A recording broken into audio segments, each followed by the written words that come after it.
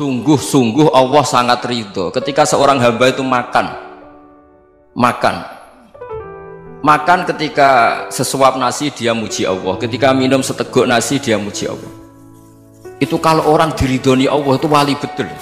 Itu untuk jadi wali itu gampang. Kamu makan ridho, kamu ninjak buminya Allah ridho seneng, kamu hidup keseharian aman seneng.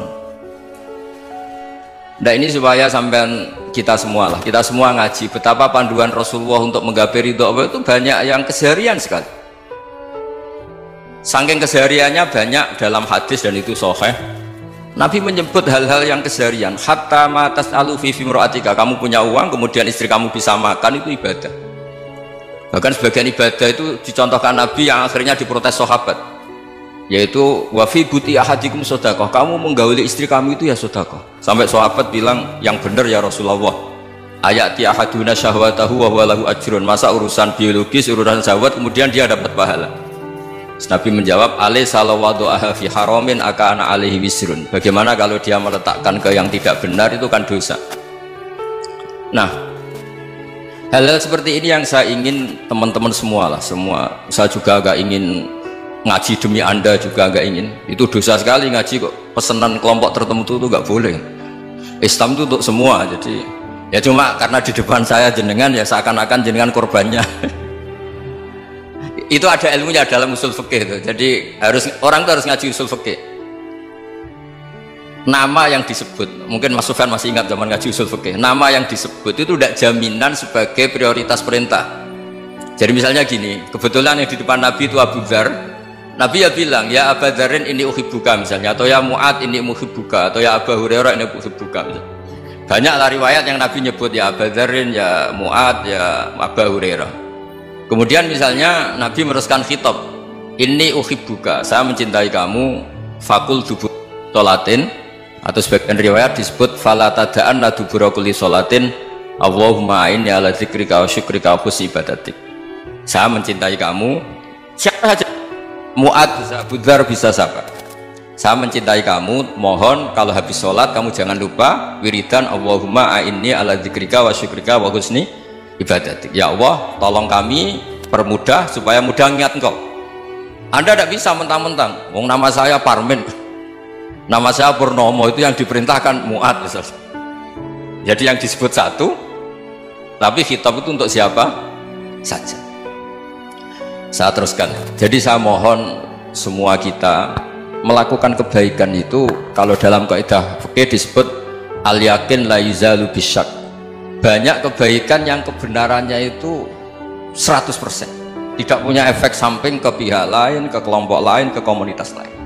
Itu tadi misalnya Anda makan dan itu murah sekali, hanya butuh satu piring, setiap punyaan kamu muji Allah, setiap minum kamu muji Allah. Itu redaksinya Rasulullah SAW disebut Allah sangat ridho ketika seorang hamba makan kemudian dia memuji Allah, atau minum kemudian dia muji Allah. Logikanya gampang, negara seperti ini yang kamu harapkan bentuknya kayak apa, mertua, ipar, komunitas, tetangga, itu nyata terjadi itu kan belum pasti. Sementara yang mesti terjadi adalah kamu butuh makan, kalau tidak mati, butuh minum, kalau tidak mati, butuh bumi yang nyaman ditempati, kalau tidak kita juga mati. Sebab itu Allah kalau menyebut nikmatnya itu hal-hal yang keseharian. Alladzi at'amahum min ju'. Allah itu siapa? Allah itu yang menciptakan kamu bisa makan, tidak berlebihan. Allah itu yang menciptakan kondisi sosial itu ideal. Zaman Nabi itu ya ada orang munafik, orang-orang pilihan Allah itu juga diuji orang sekelilingnya yang macam-macam. Semua diuji sesuai konteks zaman dan waktu. Nah, tapi ada ibadah-ibadah yang selalu disarankan Nabi. Sampai Nabi itu pernah ditanya, ayul islami khairun ya Rasulullah, Islam terbaik itu gimana? Jawaban Nabi itu unik, it'amut to'am, Islam terbaik itu ya makan-makan, santai-santai. Ketika Allah menyebut beberapa kebaikan, falak tahamal akobah, wa ma adrokan apa? Mal akobah. Terusannya apa? Fakku rokobah. Terusannya apa? Au it'amun fiyaumin di masubaya. Atau acara makan-makan itu juga Islam. Kenapa? Ya bayangkan kalau tidak ada makanan, kita mati kan?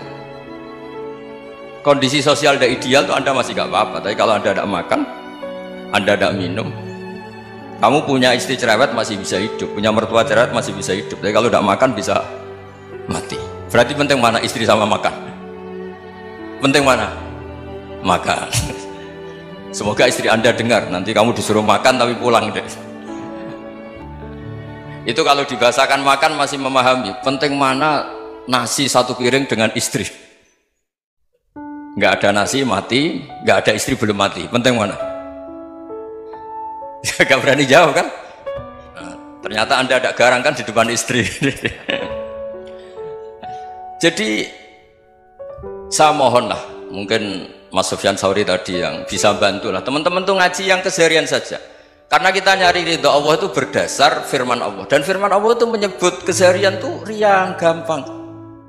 Itu tadi misalnya wa min ayatihi manamukum bil laili wan nahar. Termasuk ayat-ayat Allah itu kamu tidur.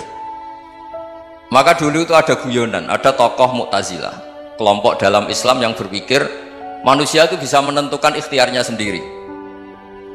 Karena saya bisa duduk, ingin berdiri. Karena kelompok ini nggak terima kalau semua kehendak Allah, nanti bagaimana kalau semua kehendak Allah kok ada hisab ya, ada sanksi. Lucunya itu dia akhirnya ini cerita ya, mencintai seorang perempuan cantik sekali. Dan itu dia menjadi ahli sunnah itu oleh hal-hal yang sepele. Karena istrinya cantik, ya namanya suami istri itu hubungan intim. Terus ditanya, Mas masih ingin lagi? Masih. Silahkan diulang lagi. Wah ya tidak bisa. Katanya manusia bisa menentukan yang diinginkan. Itu tobat itu. Itu nggak bisa ditobatkan Mas Sufyan Ats-Tsauri. Orang cantik yang mudah nobatkan orang itu orang cantik. Segampang itu. Akhirnya kita tahu, makanya kalau dalam kitab hikam itu disebut al-aqil mayyakul madza yaf'alu wa hubi wal ghafil mayyakul madza af'al. Orang yang punya akal karena sadar ini wilayah Allah, semua milik Tuhan, itu dia tiap hari berpikir besok Allah akan melakukan apa terhadap dunia ini. Kamu merencanakan sesuatu mau plesir ternyata gempa, mau wisata ke Rusia ternyata perang. Kamu tidak pernah tahu apa yang akan terjadi besok. Wa ma tadri nafsum madza taksibu ghadan. Tapi anda semua kita ini sering punya jadwal permanen. Makanya saya kalau diundang siapa saja bisa takdir. Yang jelas Gus ini acara penting. Ya masih acara penting nak pangeran ngersakno piye? Kok ape dadi pangeran? Kamu kok mau jadi Tuhan? Itu kadang ya kiai. Penting Gus acara ini jenengan harus memastikan bisa. Loh kamu itu yang ngajarin tauhid, sesuatu itu biadillah kok bilang-bilang apa pasti. Kalau saya terus tak tobatkan kamu kata saya itu. Ya kalau gitu Gus bilang insya Allah. Wah itu hati saya, fisik saya, roh saya sudah bilang insya Allah. Tidak usah kamu latih kata saya. Nah hal-hal tauhid keseharian itu gampang sebetulnya. Wal ghafil yaqulu madza af'al. Tapi orang yang lupa Allah dia setiap hari bilang besok apa? Kita bisa melakukan apa? Seakan-akan dia itu aktor, dia penting, dia subjek permanen dia. Padahal kita ini hanya objek kehendak Allah Subhanahu wa taala. Karena kita yakin sesuatu yang terjadi di alam raya ini kita tidak bisa apa-apa. Makanya saya sering ngaji, sering bilang saya, ketika Anda mensifati Allah, dia yang menghidupkan, sudah itu tanamkan sehingga ketika kita mati santai saja. Kenapa santai? Allah punya cara menghidupkan kita. Zaman kita hidup juga gak tahu caranya ngelola jantung, ngelola paru-paru. Kamu juga gak tahu ngelola oksigen yang tidak beracun, tidak mengandung polusi. Tahu-tahu hidup. Gak ingin tua ya tahu-tahu tua, gak ingin mati tahu-tahu mati. Selama ini kita hidup juga gak tahu apa sebetulnya. Hanya gaya tok, punya jadwal, punya planning. Kalau kamu bisa menentukan pilihan Anda, pasti Anda istrinya cantik, 4 neriman semua, kona'ah semua. Nyatanya enggak kan? Sudah 1 jelek, cerewet. Oh itu kan, nyatanya enggak bisa apa-apa Anda kan? Dan kamu bawa mati lagi. Itu kan. Istri Anda juga gitu, punya keinginan punya suami yang ganteng, yang jabat, yang neriman, yang enggak poligami. Ya enggak kesampaian juga. Kalau kita ngitung tingkat kegagalan kita itu gagal terus. Ya kan? Nah, terus ingat Allah, madza yaf'alu wa bi. Orang yang punya akal selalu berpikir Allah itu menghendaki apa terhadap saya. Lalu sama-sama orang melihat orang yang serius, itu kata Anda itu pemikir berat, serius, senang punya tokoh yang merengut karena kamu anggap serius. Tapi sebagian orang anggap orang yang serius itu wong merengut, wong masam, wong muka kok ditekuk. Jadi sama Itu hati, ya muqallibal qulub tsabbit qalbi ala dinik, karena kita nggak tahu cara berpikir kita tentang orang lain, tentang sekeliling kita. Misalnya kita orang baik yang jenis ngrumat fakir miskin, ada orang bangun masjid mewah itu janggal. Apa artinya masjid mewah kalau banyak orang kelaparan? Tapi kalau yang jenis pendidikan, apa artinya masjid mewah kalau tidak bisa ngaji? Nanti yang jenis infrastruktur, apa artinya ini kalau semuanya punya sudut pandang yang berbeda-beda. Dan Islam mengapresiasi semua kebaikan. Tapi katakan semua kebaikan itu adalah kehendak Allah Subhanahu wa taala. Karena apapun baik Anda itu pakai fasilitas yang diberikan oleh Allah Subhanahu wa taala. Sehingga ini yang disebut qulillah tsumadarhum fi khawdihim yal'abun. Ya, kembali tadi ke tema-tema bahwa keseharian Anda ini sudah Islami. Saat Anda tidak bisa melakukan apa saja. Saya sering ada jenazah, biasanya kalau tetangga meninggal saya sering disuruh ngelepas. Saya bilang orang ini baik karena sering ngelamun di rumah, sering nganggur di rumah. Ditanya sama anaknya, kenapa Gus nganggur baik? Ya kalau dia nganggur artinya juga agak berbuat sesuatu yang maksiat kan? Ya kan, orang nganggur di rumahnya ya tidak bunuh orang, tidak maling, tidak korupsi, ya namanya nganggur di rumah. Lah cuma istri cara pandang nganggur gak menghasilkan uang gitu, tapi juga gak menghasilkan kriminal kan? Jadi sebenarnya Islam itu cara, makanya kalau sampai ngaji usul fikih itu ada kitab usul fikih namanya Lubul Usul, itu terkenal sekali di pesantren itu. Itu kalau ngapresiasi keseharian itu luar biasa. Izma min mubahin illa wa yatahaqqaqu bihi tarku haramimma. Karena keseharian yang mubah saat Anda lakukan itu ada kehebatan yang luar biasa, yaitu meninggalkan haram. Makanya dulu banyak orang-orang alim ketemu temannya itu guyon sampai semalaman. Itu biasanya yang semangat Islam itu, kiai kok tidak tahajud, kiai kok tidak witir. Orang yang sedang mapan uangnya banyak, malam itu tidak kelayaban itu sudah luar biasa. Melawan nafsu supaya tidak maksiat itu sudah luar biasa. Supaya lupa guyon sama temannya semalaman sampai subuh, gejlok-gejlokan ngenang zaman miskin, zaman kuliah nggak jelas, zaman apa. Melihatnya jangan tarkut tahajud seperti ini, meninggalkan tahajud, tapi meninggalkannya ini talkul muharramat. Jadi kayak apa hebatnya? Sehingga Imam Ghazali punya riwayat yang agak unik. Hatta takuna ibadatu akhiri hadil ummah iku an-naum. Sehingga suatu saat ibadah terbaik umat ini itu tidur. Itu kan riwayat kontroversi. Ketika Imam Ghazali ditanya, kenapa iya? Kenapa kamu mulai keluar dari rumah itu sudah banyak maksiat, melihat perempuan yang enggak mahram, melihat fenomena. Tapi kalau kamu tidur tuh enggak melihat apa-apa. Tapi juga kamu jangan nganggap tidur itu ibadah betul. Saatnya melakukan fardu ain malah masih tidur. Tapi itu sudut pandang yang menjadikan kita Islam itu gampang.